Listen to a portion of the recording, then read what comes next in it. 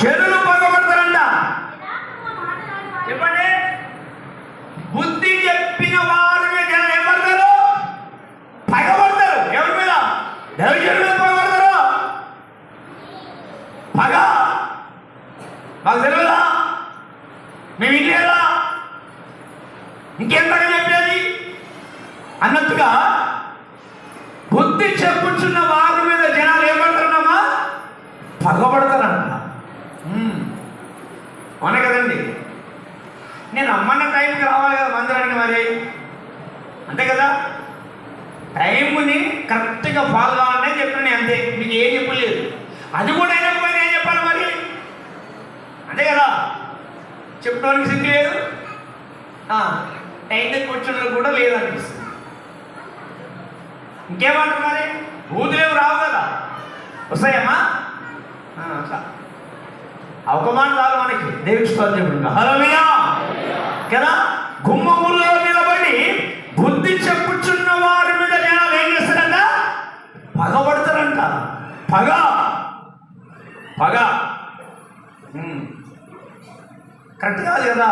బుద్ధి చెప్పిన వారిని మీద జనాలు పగబడతారట. పగ ఏమండి?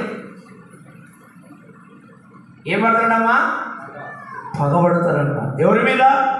బుద్ధి చెప్పుచున్న వారి మీద. ఎవరి మీద? బుద్ధి చెప్పుచున్న వారి మీద జనాలు ఏం పడతారమ్మా? పగబడతారంట.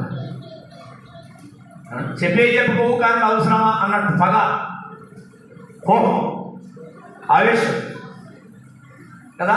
మరి నీ ఇష్టం సారేగా రమ్మని చెప్పి బైబిల్ ఎక్కడన్నా ఉందా? ఉందా? లేదు.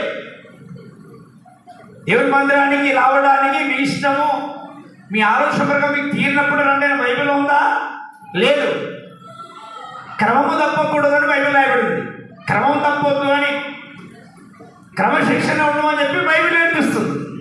పద్ధతిగా, క్రమముగా, భయముగా, భక్తిగా, వినయముగా, విధేయత కలిగి నా సన్నిధికి రండి అని దేవుడు మాట్లాడిన మాటలు లేఖనాల్లో రాయబడింది. మేము చెప్పేది కూడా కాదు కదా, మా సొంతం రాసుకున్నది కాదు బిడ్డలా కదా? దేవుడికి స్తోత్రం. హల్లెలూయా. చూడండి, కీర్తన గ్రంథంలో 91, కీర్తన 91 3వ వచనం. కీర్తన గ్రంథము 91. వేటకారి ఊరిలో నుండి నాశనకరమైన తెగులు రాకుండా కదండి, నువ్వు నశించిపోకుండా, నువ్వు నాశనం కాకుండా కదండి. దేవునికి ఇష్టం లేదు కాబట్టి అందుకే ఆయన నిన్ను రక్షిస్తాడు అని. నువ్వు నశించిపోవుటా, నువ్వు నాశనం అవుతా దేవుడు చూసి ఊకోడు కదా. చూసి ఊకుంటే దేవుడు కాదు కదా. నువ్వు నశించడం దేవునికి ఇష్టం లేదు, నువ్వు పుష్పించడం దేవునికి ఇష్టం లేదు, నువ్వు పడిపోవడం దేవునికి ఇష్టం లేదు, నువ్వు నాశనం అవుతా దేవునికి ఇష్టము లేదు కనుక ఆయన నిన్ను రక్షిస్తాడు అని కదా. ఒకసారి నేను ఫోన్లో వాక్యాలు వింటాను, ప్రసంగాలు వింటాను. అయితే ప్రసంగాలు వినేటప్పుడు ఒకటి ఏదెక్కడో 15 సంవత్సరాల వయసు కలిగిన పిల్లగాన్ని కుక్క కరుస్తూ ఉంటే జనాలు చూస్తూ ఉన్నారు కానీ దాన్ని ఎలాగొట్టి నడిపిస్తలేరండి. ఎంత భయంకరం తెలుసా? చాలా బాధేసింది. అలాంటి సమయంలో నేను ఉంటే బాగుండేదని అనిపించింది కానీ సమయం మనకు లేదు. 15 సంవత్సరాల వయస్సు కలిగిన అబ్బాయిని బట్టి పులిమి కొరుకుతూ ఉంటే ఇళ్ళ నుంచి ముందు నిలబడి చూస్తున్నారు కానీ దాన్ని ఎలగొడతలేరు కదా. కానీ దేవుడు అలాంటి వాడు కాదు కదా. నువ్వు నశించిపోవడం దేవునికి ఇష్టం లేదు కదా, కృషించిపోవడం దేవునికి ఇష్టం లేదు కదా. ఎందుకంటే ఆయన నువ్వు నాశనం అవుతుంటే ఆయన చూసేవాడు కాదు, చూస్తూ ఊకుండేవాడు కాదు. ఖచ్చితంగా ఆయన నిన్ను రక్షిస్తాడు, ఆయన నిన్ను రక్షిస్తాడు. మరి రక్షించే దేవునికి భయపడాలి కదా. లోపడాలి కదా. ఎమ్మెల్యేలు వస్తావు గత గత గత ఉంటారు, వాళ్ళు వచ్చేది ఏమీ లేదు. పొట్టు ఏమొస్తుందో చెప్పండి, అవును కదా. ఓ ఉల్లి సర్పంచ్ అంటే గడిగడ చేతులు ముందు పెట్టుకుంటారు, ఎందుకో వాళ్ళ వచ్చేది ఏమీ లేదు. ఏమొస్తుంది చెప్పండి. ఓ ఎమ్మెల్యే వస్తావు గత గత గత గత వెళ్ళిపోతారు. ఏమొస్తుంది అక్కడ? ఏం మిగిలేదు, నీకు వచ్చేది అక్కడ ఏమీ లేదు కదా. మనుషులకు భయపడినంతగా మరి జీవితంలో దేవునికి భయపడాలి కదా.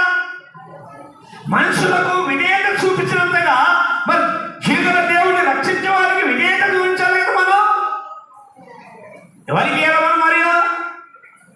మనం రక్షించే దేవునికి ఇవ్వాలా మర్యాద. మనుషులకు అది ఇచ్చేది మన మర్యాద. అర్థంగా మనుషుడు పెడితే పెళ్లి కోరుతాడు, లేకపోతే సాగు కోరుతాడు అంటారు కదా, అవునా కదా.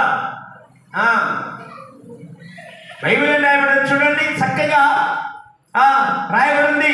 వేటకాని ఊళ్ళో నుండి ఆయన నిన్ను విడిపించును, నాశనకరమైన తెగులు రాకుండా నిన్ను రక్షించును. నాశనకరమైన తెగులు రాకుండా ఆయన నిన్ను రక్షించును అని రాయబడింది.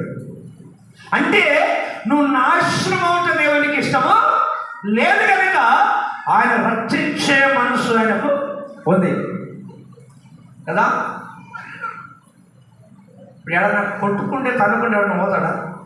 నిలబడి చూస్తాడు. అర్థమన్నా? తమిళనాడులో అమ్మాయి ప్రేమించలేదని చెప్పేది మూర్ఖుడు వాడు బ్యాగులో కత్తి పెట్టుకుని వచ్చి వెనక నుంచినట్లు. ఏం చేయలేదని? ప్రేమించలేదు.